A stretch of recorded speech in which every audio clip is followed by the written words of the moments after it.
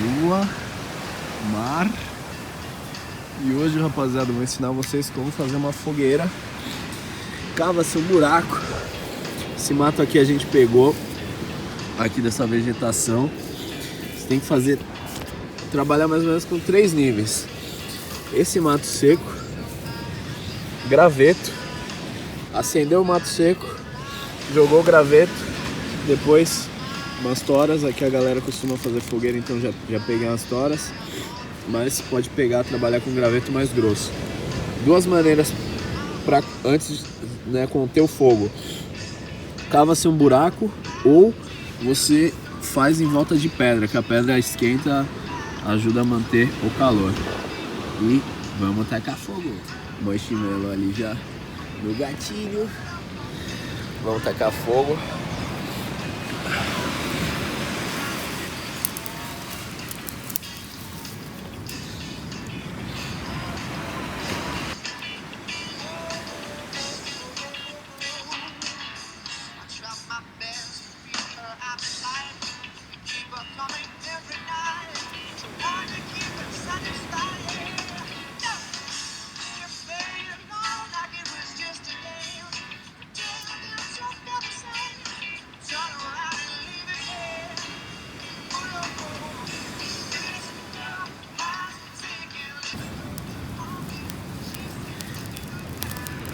We have a fire, baby!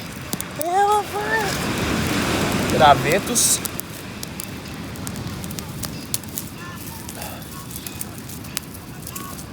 Mais grande.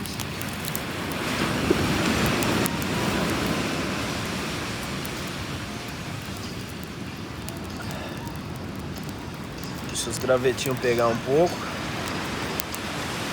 Aí a gente começa a atacar os grandes.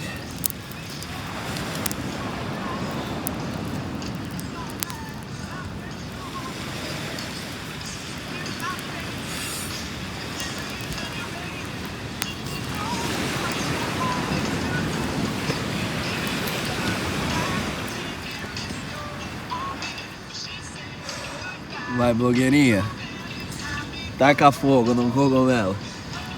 Que cogumelo?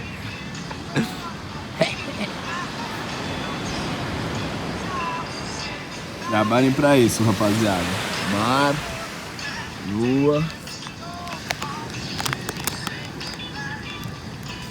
e marshmallow.